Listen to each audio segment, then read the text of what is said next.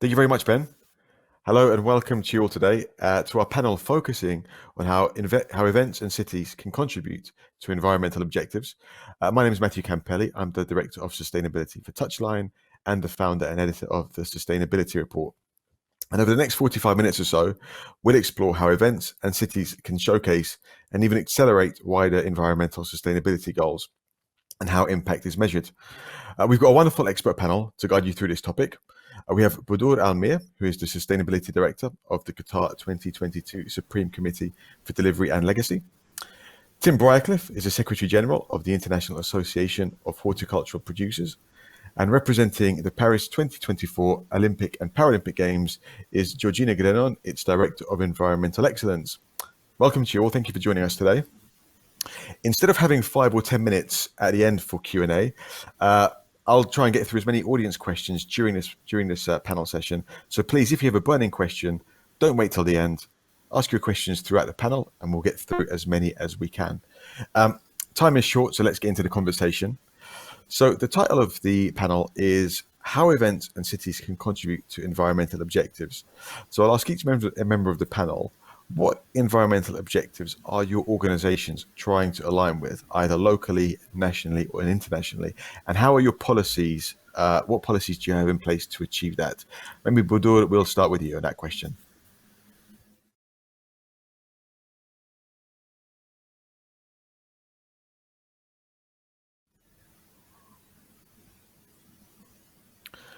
Bodour, we're struggling to get you. I think you're on mute, so I'll move that question on to Georgina while you're getting your microphone set up. So Georgina, maybe you can kick us off. Hello. You can hear me now, right? Yes. Thank you, Yeah, Matthew, okay, for Bodour, please go ahead. As the host for the FIFA World Cup next year, we have developed a joint sustainability strategy with FIFA. Under this strategy sets detailed action plans with roles and responsibilities defined with detailed milestones and targets. The two main guiding documents for us are the United Nations Sustainable Development Goals, as well as the Qatar National Vision 2030. I think nearly everyone working in sustainability is looking toward the United Nations SDGs for guidance and alignment, and so we did. For us, it was all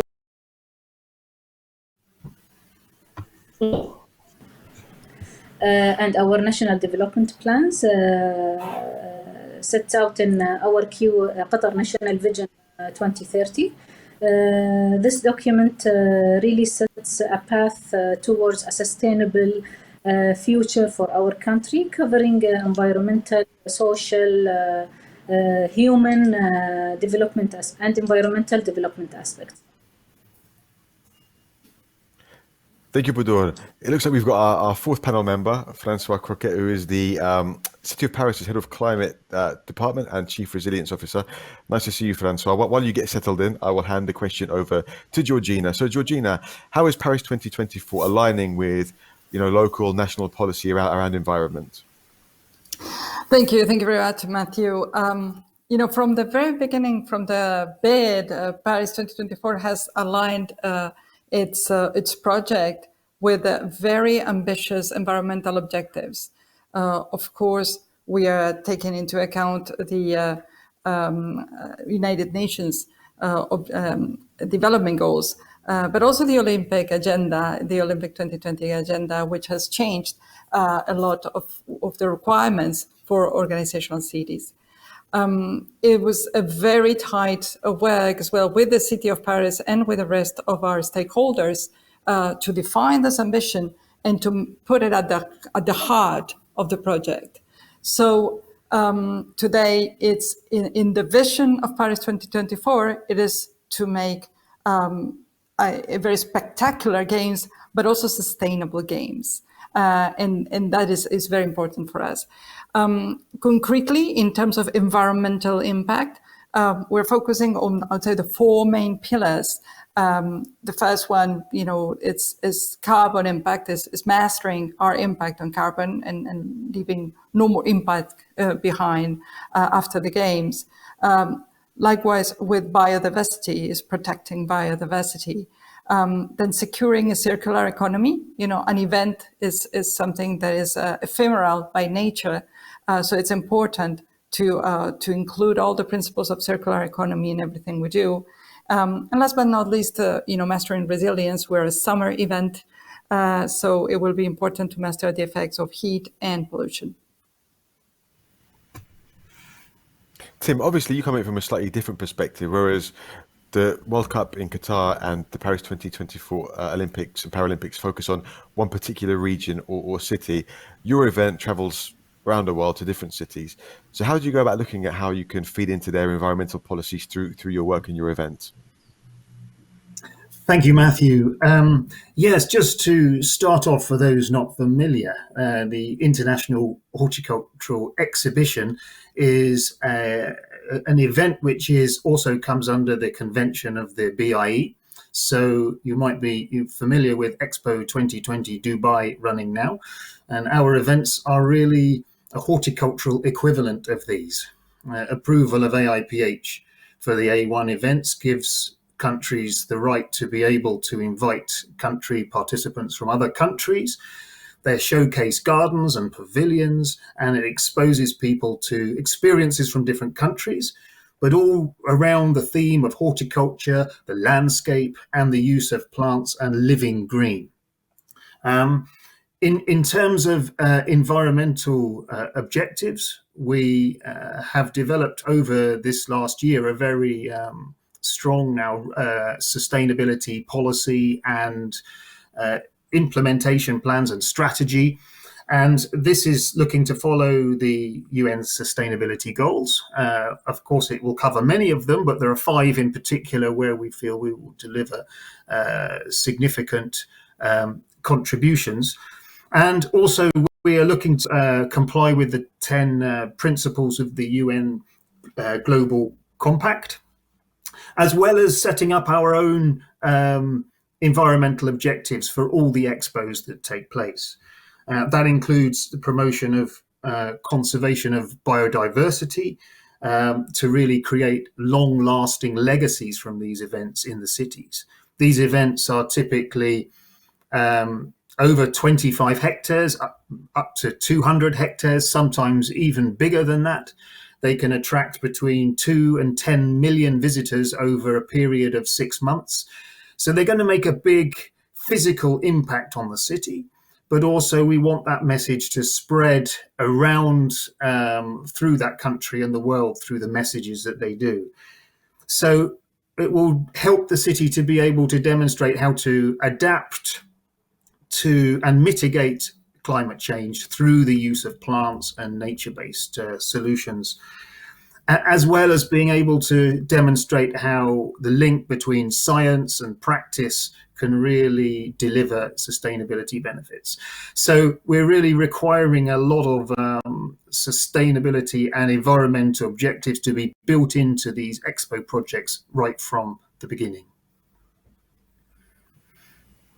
I think when we talk about sustainability and environment, it's quite a broad tent. I mean, Georgina, you mentioned carbon, climate change, biodiversity, 4 main pillars. But when we look at some of your key objectives, a lot of it will focus on carbon, climate change. Obviously, we're coming off the back of COP26, which was a huge event around climate. Depending on where you sit, that was a positive or not so positive event, depending on the outcomes. But let's go to you, François. For Paris, you've got ambitions to be carbon neutral. You've got plans to have 100% renewable energy by 2050, I think. Can you talk us through some of the policies you're putting in place to try and achieve these wider climate global targets and national targets as well? Well, thank you very much. As Georgina just said, we feel the Olympics will be a key moment to try and achieve these goals. Of course, they're not the only reason we are working towards this carbon neutrality by 2050, but it's part and parcel of our plan. And I believe there are a huge and unique opportunity to speed up the process. The process was already in place. We have a climate plan that was voted by city councillors as early as 2004. So we're monitoring the results,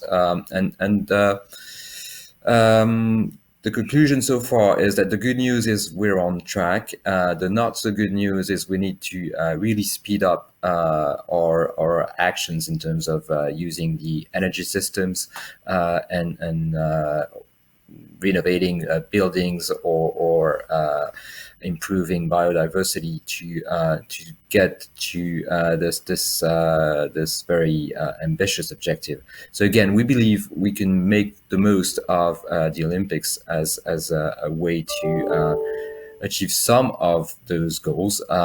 It's a very broad plan, of course, that we need to achieve if we're going to be carbon neutral by 2050. But some of the pieces of the Olympic Heritage Program that was put in place with, again, the teams of Paris 24 and the IOC would make a difference, I believe. To give you an example, we're working on the issue of single-use plastics. We are trying to make sure that there are no such kind of plastics on the sites that we will have control on. And of course, this implies a very tight discussions with the IOC and some of their sponsors, Coca-Cola, for instance, not to just to mention one.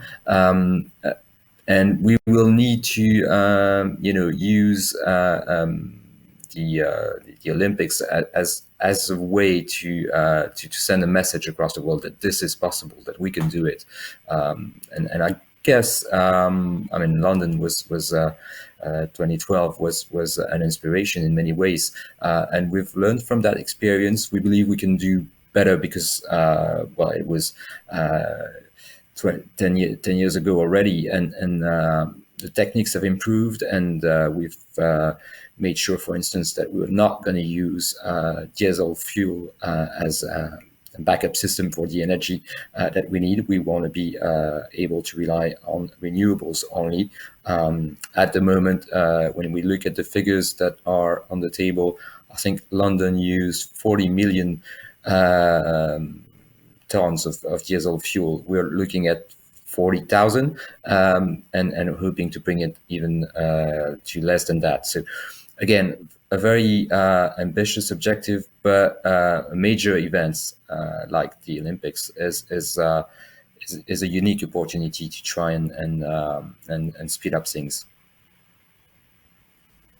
So, Georgina, François alluded to some of the policies that you'll have in place to reduce the Games' carbon footprint.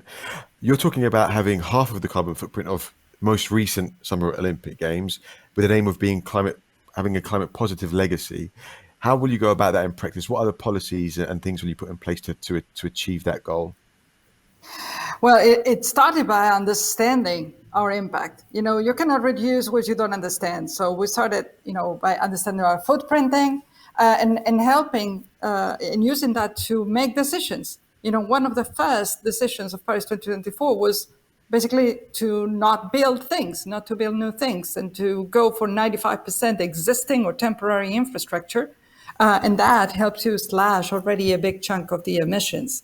Then to choose the sites that are available, that are reachable by public transportation. So again, that reduces a lot of your carbon footprinting out of getting people to the sites, especially because when we are talking about our impact, we take into account the scope 3, the full scope 3. So that includes spectators coming to Paris, going to the venues and all that. So you can imagine how big the whole impact could be if we don't master it. So as I said, understand the impact, then avoiding, reduce to as much as we can. And then, of course, offset whatever emissions cannot be avoided or reduced. For that, we have secured already our offsetting program, both internationally, and then launching a program in France to leave, a positive contribution.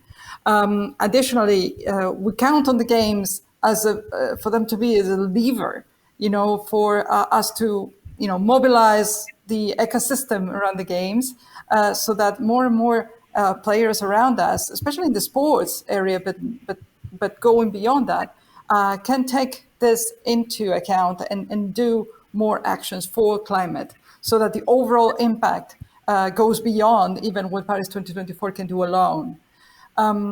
This, one example of that could be the energy. François was talking about that. We had a very, very ambitious program around energy that started by saying we want to secure grid access to the venues so that all sites are fed by the grid, as opposed to rely many times entirely in temporary infrastructures. This is already on its way, has been a very interesting work with the distribution and the transmission companies, just to make sure that every venue can be grid connected. And the extra connections that are being secured right now are going to be part of a legacy of the games that then will allow for other events to take place later and be connected to the grid. So this is the first thing on energy. The second was to secure that the electrons that basically go through that grid are renewables. And that, again, has been secured together with our sponsor, EDF, so that 100% of our electrons will be renewables. And that we can already say today, which is a significant commitment, a few years in advance of the games. And last but definitely not least is the temporary electricity support. As François was saying, this was an important impact of the London Games. We learned a lot about that. Technologies have progressed, and today, with our support, there are new technologies that are emerging and are allowing us to secure some, I would say, 100% fossil fuel free temporary support for the games. So we're working on a very, very ambitious energy program. That's one portion of it, and the rest of the carbon impacts are being addressed as we speak in the constructions. As I said, reduce, construct as little as we can, and whatever we build, do it low carbon. On the food program, which again, more things to come soon, but very strong effort to get to reduce single-use plastic, but also to secure food that are lower carbon, for example. And again, I could talk about also the efforts we're making on the media and all the digital generation, which also has an important footprinting. But more importantly to come, the efforts to work with our spectators to come to Paris in a sustainable way. Spectators account for about a third of our impact, and it's their choice. So we need to help them make the best choices. Bodour, similarly, the kind of big environmental headline for Qatar 2022 is you want to be the first carbon neutral World Cup. What does that look like in practice? What do you need to put in place to achieve that ambition? Well, this goal was included in our big documentation back in 2010. Very visionary at the time, and still remains an ambitious target now. The target and the direction from the very top leadership of our country has allowed us to drive a lot of carbon reduction projects. The overall target created an umbrella and a clear objective that a lot of different stakeholders could buy into. Tim, moving on to you. I think going beyond carbon and climate change, one of your biggest ambition for the World Horticultural Expos is to be the world's most sustainable major event. How will you go about? I mean, you mentioned some bits and pieces in your opening remarks around mitigation, climate change mitigation, and other aspects. But how will you look to go through that process and then measure that and compare to other events? Yes, I think from our events, they are we found that they are really focusing on sustainability and the theme and the message that they are pushing out. So although they are horticulture events looking at the use of plants, what we find is that the themes of these have really tied into the message of sustainability. So the big expo that took place in Beijing in 2019, our expo was, they had 10 million visitors during that time, and the theme was Live Green, Live Better. In Almere in the Netherlands next year, the Floriade will be a theme of growing green cities. In Doha in 2023, it will be greener desert, better environment. And so the message which is going out from these events is very focused on educating people on how to make lives more, how to use plants and the landscape to achieve their own environmental objectives, both on a personal level and on a city level, and to showcase these examples. So the messages going out there are designed to influence the way that people will behave after having attended the expo. So it will have a knock-on effect. And we have seen this in many cases in China, the increased use of plants and gardening, growing their own food and these kind of things. So there's a real knock-on effect from the event itself and the impact it has within the city, within the country, and the coverage that it gets. But we wanted to ensure that not only is the message going out there, one about the need to be sustainable, how you use plants and the landscape, but also that the event itself can stand up and say, we are practicing what we are preaching. And this is work in progress. So we are on a journey with this, definitely. We worked with David Stubbs, who was who managed the sustainability in the London Olympics. And he has helped us to develop this plan and how we will implement this through the expos in the coming years. And fundamentally, we are looking for each of these expos to develop a plan from the beginning about how they will tackle all of these issues. And we will identify a common way of measuring that so we can compare them with each other and also to be able to compare with other events. So as we have a program of events already approved up till 2027. We'll be working with those expos to implement this now, and all new expos approved. It's a requirement from the approval process to have this implementation and plan and how they will achieve that from the beginning. We've got a similar question from the audience. We've got about half of the panel session left, so if you do have questions, feel free to get them in now. We've got a question from Audrey Tim, which I'll pose to both Bodour and Georgina. And the question is, how are the environmental objectives monitored during the event and beyond? And where will they be reported? And maybe Bodour, we can start with you, and then we'll go to Georgina.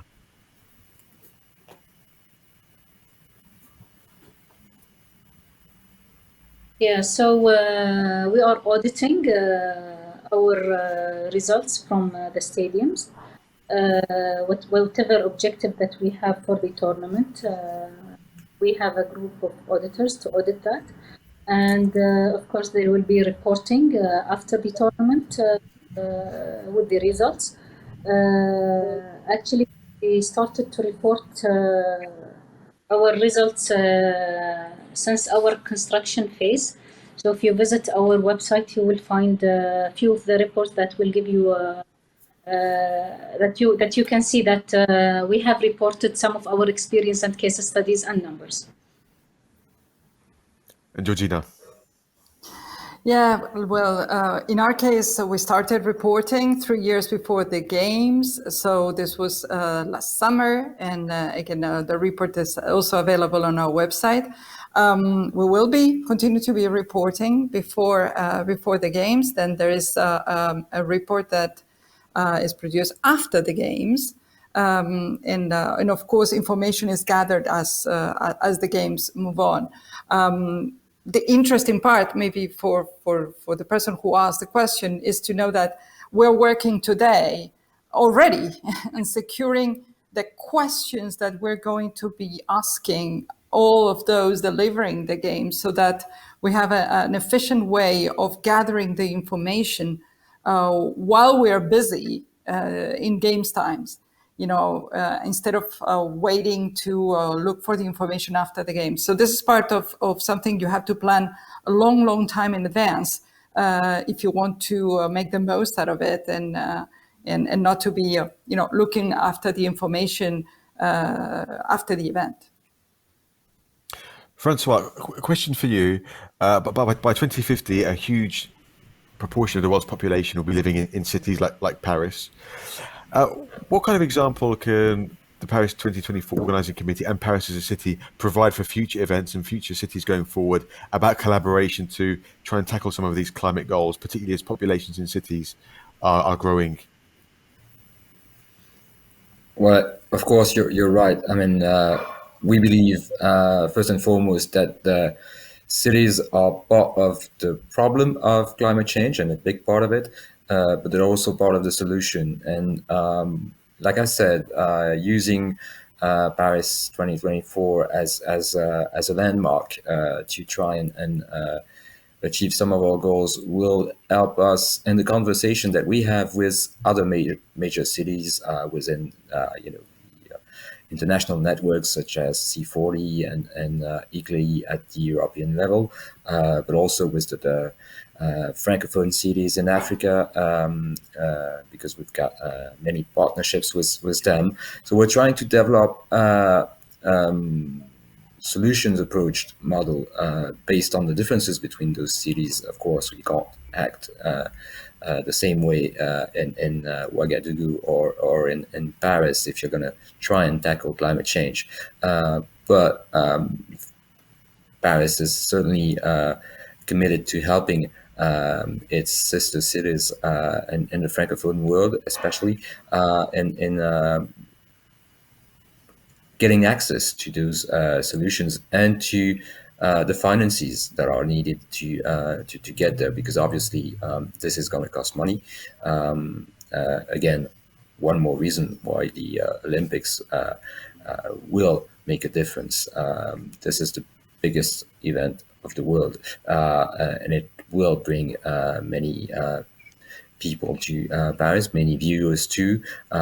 We want to make sure that we channel this energy and this influx of tourists, if all goes well on the pandemic front, to change their ways and possibly to spread the message to other cities, or when they get back home, that we can do things differently.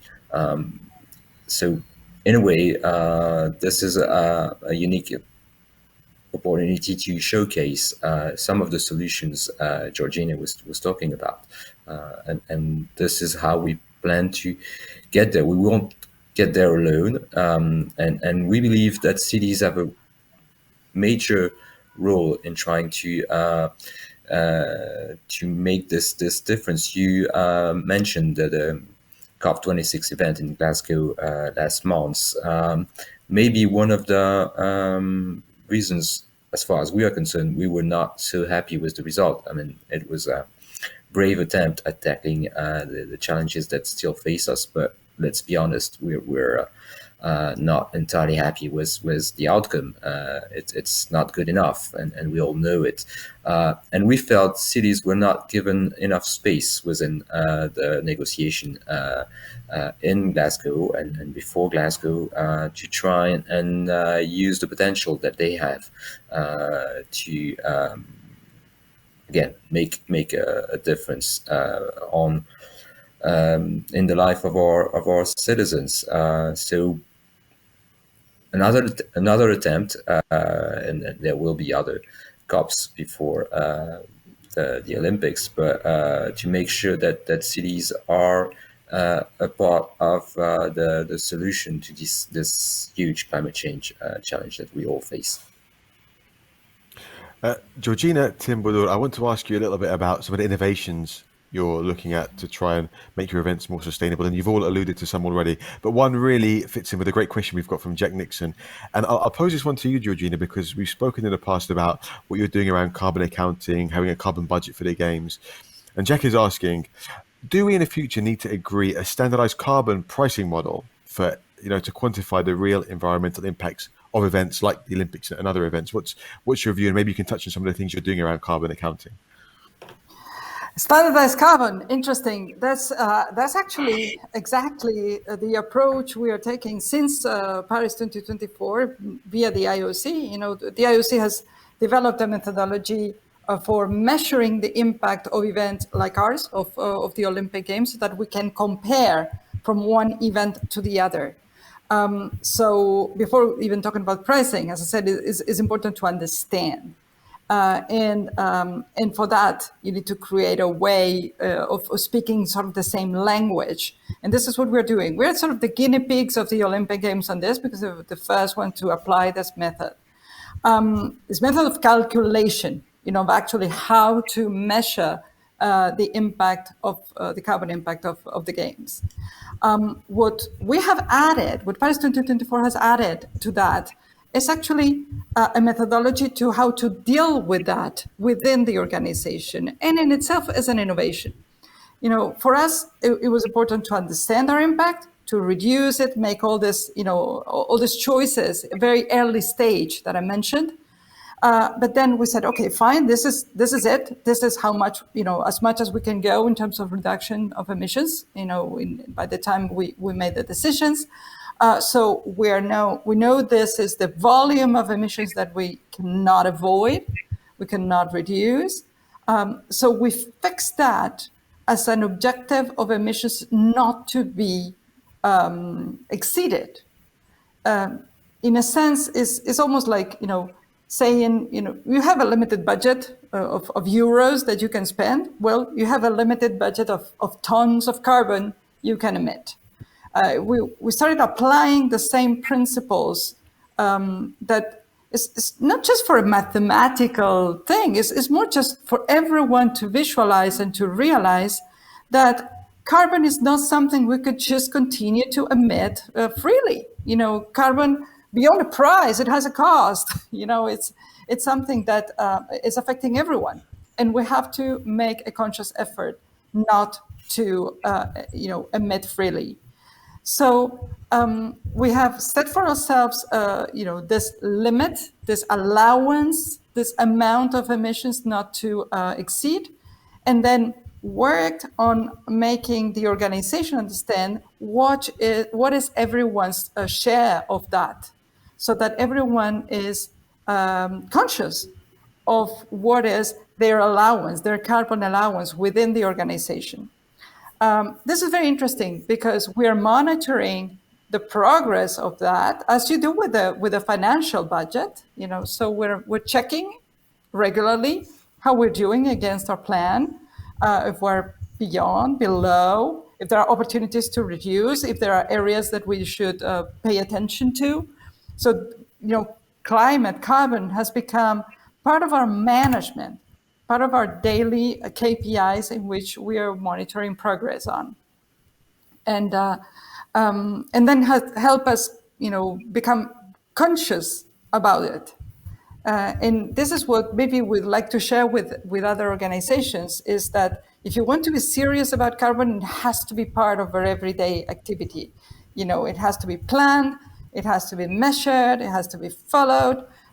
And it has to be in everyone's responsibilities. It must not be just the responsibility of the sustainability person. It has to be in everyone's share. To moving on to you, we talked about innovation in terms of carbon accounting in the case of Paris 2024. What innovations, technological or otherwise, is the AIPH looking at in terms of achieving some of your targets?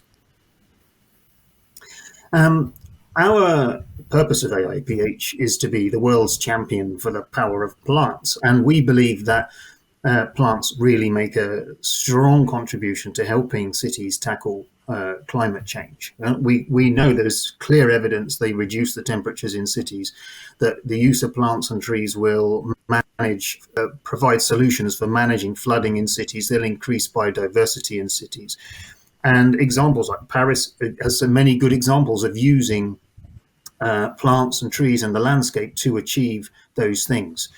what we're looking at in a horticultural expo is for countries from around the world to come and to showcase their innovations on how to use plants and trees and the landscape to achieve environmental objectives, and how it will have an impact. Now, we know every country almost has tree planting targets and so on, but within a city, you can't plant thousands of hectares of trees, but you can moderate, you can adapt to the impacts of climate change through the use of planting. And what we want these expos to demonstrate is to showcase the technologies, the solutions that can be used of how you apply plants in this situation. So really, we're looking at innovative solutions using plants on the landscape, which can be adopted by cities into the future and enable them to make a difference. So there's a real strong educational aspect, as well as it being a beautiful day out and seeing something horticultural, as well as it being something for education and children, is really going to make a difference and change the policies of cities as a result of what is showcased through these events. And cities that host them are able to really set themselves apart as green cities, as an example to the world of how to use plants to tackle the climate change challenge we all face. Bodour, question for you. We talked a little bit about carbon. Going back to carbon, you talked about the fact that you'll be offsetting a lot of carbon to achieve your climate neutrality goals. We've got a question from Audrey Tim, who's asking, what strategies are you using around offsetting carbon to become carbon neutral? Are the offsets going to be mainly local? Are they going to be global? Will it be a mix? What's your strategy? Well, it will be a mix of projects and from different countries. We have, because legacy is so important for us, so we have set an organization or a program that is a carbon offsetting program here in Qatar. So they will purchase the carbon credits, and they will be able to certify credits from different projects from the region and from Qatar. And then, François, similar question for you. I know we're talking about a city rather than an event. I suppose there's only so much you can reduce as a city. There'll still be some element of a carbon footprint with a city going forward. Do you have a kind of offsetting or removals plan in place to kind of balance those emissions? Yes, we have. We are putting in place a local carbon offsetting system that will compound the other systems already in place at the international level. But we felt it was important to have our own offsetting system based on what can be offset in Paris, which is, of course, going to be difficult. We don't have that many trees or carbon wells, but in the city environment. But we're going to use the whole wider Paris region so that we can start as many projects as possible. Again, this is also part of the legacy. There's no such a system in place in France at the moment. The first one was just established in La Rochelle, and Paris will be a huge opportunity to try and replicate it on a of course wider level. So we do have this ambition to be able to offset at a local level some of the carbon imprint of the Olympics. We've got a question for you, Tim, from the audience. And the question is from Ben, and he's asking, are some hosts better equipped to support the event's environmental objective than others? And how does this influence your choice of host going forward? Yes, certainly it will depend on the city's objectives. As a rights holder of an event, we are not doing the actual organising and the management of it. So we are looking at the cities to be able to demonstrate how they will achieve these objectives. And we know there is a variety of approaches, but that's part of the part of the process we go through with each city of how they will use the event. And the fundamental part is getting it right from the beginning. I think Georgina has made this point too, because it's quite difficult to come in halfway through and make the changes. But I think if you are working from the start and developing those plans, then you work out what is suitable for that situation. And, for an event in the Middle East is going to be quite different to one with a different climate in Europe or in South America. And so the challenges and the sustainability objectives of those cities will vary as well. So it is important that the sustainability plan you develop is appropriate for that city and that region, as well as what is as well as for the achieving the overall aims. So definitely working with each city is really important to do that. And I believe every city can deal with this, and in fact must deal with it. So we all have to have that responsibility. And so in having a horticultural expo, you kind of sign up to the fact that you're going to be willing to go down that route.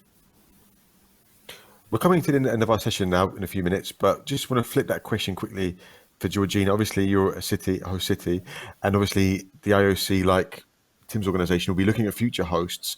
How can your example at Paris help future hosts or potential host cities, become more sustainable? How can they take these lessons forwards? Well, there's a phrase we like a lot, is failing to plan is planning to fail, and sustainability is no exception. So it has to start very early at the onset of setup of the idea of a project of the Olympics, and Paralympics. Getting this at the very, very beginning all together, and make it at the heart of the decisions embedded in the organization. That I'll be, and actually this is exactly what we are doing today with our friends from Milano for the Winter Games of 26, our friends from Los Angeles, and even with Brisbane, with whom we are sharing, we're an open source organization, so we're sharing everything we are developing with them so that this can help them start planning and save time. Last question for all of you, very, very quickly. Based on your experiences so far, what is the one key takeaway you would give to an organizing committee or city representative attending this conference about creating a positive environmental impact? Very quick takeaway, kind of 15 seconds each. Bodour, let's start with you. Thank you, Matthew. Well, legacy. Please always keep an eye on the legacy for the event. The planning and the delivery phase of the event are very busy, and there is often a lot of pressure. But for us to make meaningful long-term impact, we need always to consider the legacy benefits to the host country of the event, specifically on environmental programs. François, one piece of feedback, one key takeaway.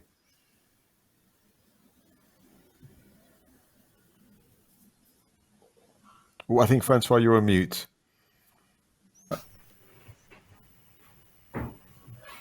Can you hear me? Hello? Yes, go ahead, François. Okay. Technical problem again.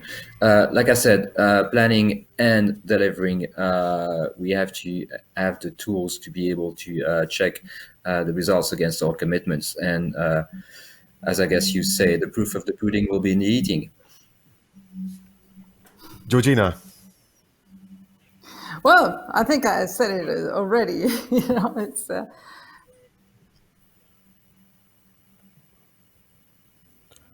Okay, and I don't know if Georgina's frozen, but I'll give the last word to you, Tim. Okay, thanks. I think we're very experienced in delivering the event itself. What I would say is focus on the beginning bit and the end bit. And Bodour mentioned a legacy. Let's get the plan in place right from the beginning. With a Horticultural Expo, you're left with a huge park and a legacy and an influence on people's lives. Focus on those two aspects, getting the plan right from the beginning, the bit that will follow after, and then, of course, we're already experienced at delivering the bit in the middle. So from a sustainability environmental point of view, that would be my message. Great. Well, that brings us to the end of our session. Thank you all so much for engaging with the panel by getting through some great questions and insights. And of course, a big thank you to Bodour, Meer, Tim Briercliffe, Georgina, Grenon, and François Croquette for giving us their time and insights today. Goodbye from all of us. Enjoy the rest of the conference, and I'll pass you back over to Ben.